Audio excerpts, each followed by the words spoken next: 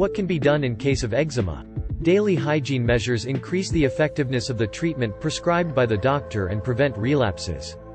Local care is essential because it restores the skin barrier compromised by eczema. Wash less often and only with mild or surgras soap, banishing scented soaps or containing dyes. You must then dry your hands by dabbing with a cotton towel. A moisturizing cream that does not contain any coloring, fragrance, preservative, peanut, almond or sesame oil, wheat or egg protein should be applied to the skin several times a day. To soften scabs, then remove them with care, you can ask your pharmacist to prepare fresh cerate from Galen modified, a mixture of white beeswax, distilled rose water, borate of sodium and paraffin oil. Make sure your nails are well cut or put on cotton gloves at night to avoid scratching injuries. To calm the itching, it is possible to spray the lesions with a mineral water sprayer. No diet, for example with oils rich in omega-6 or omega-3 unsaturated fatty acids, has been shown to be effective in the treatment of eczema. Do not hesitate to seek advice, and the Atopy Foundation has developed Atopy schools where it is possible to learn all these useful precautions. What is the treatment for hand eczema? Eczema is a chronic condition that evolves in flare-ups, interspersed with episodes of calm. Hand eczema is therefore a disease whose treatment is a long-term one. The treatment of contact eczema begins with the eviction of the allergen in question, which is essential to obtain a cure. It is therefore necessary to ask the doctor which products containing the allergenic substance to avoid and, if possible, to obtain a list of these products.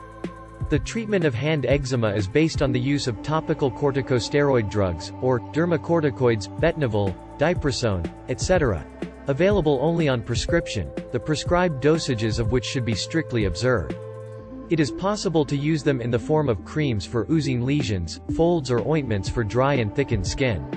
The application must be done once a day, preferably in the evening at bedtime or after bathing, on the areas of skin where there are lesions.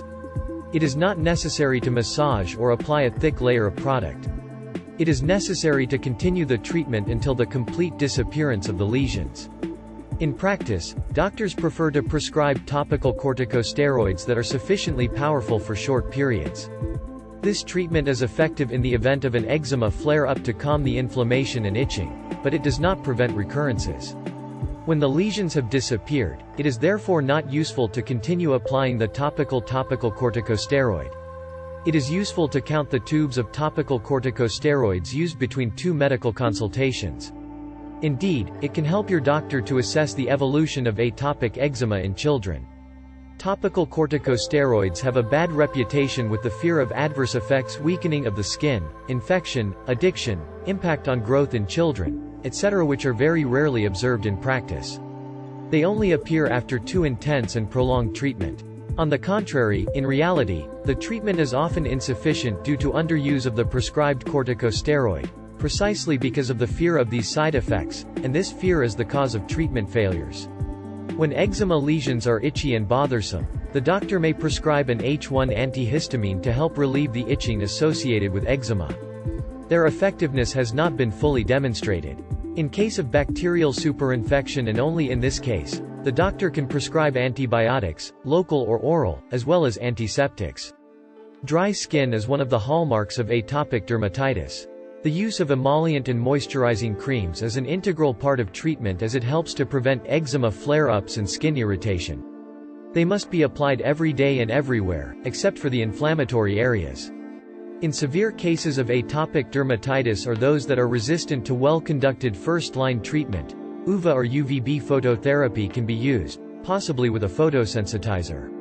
In children over 2 years of age and adults who suffer from moderate to severe eczema and have not responded adequately to topical corticosteroids, it is possible to apply a local immunomodulator or IML ointment containing tacrolimus or pimecrolimus.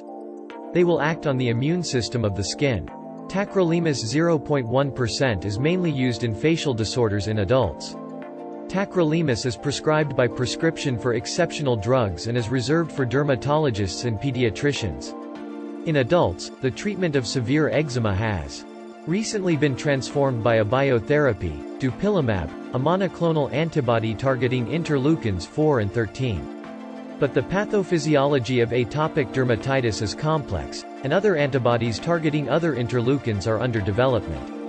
Among them, nemolizumab, which targets the IL-31 receptor, a cytokine implicated in inflammation, skin barrier alterations and pruritus. In the event of skin superinfection, antibiotic treatment is necessary before initiating treatment. The presence of an active herpes infection is a transient contraindication to local immunomodulators.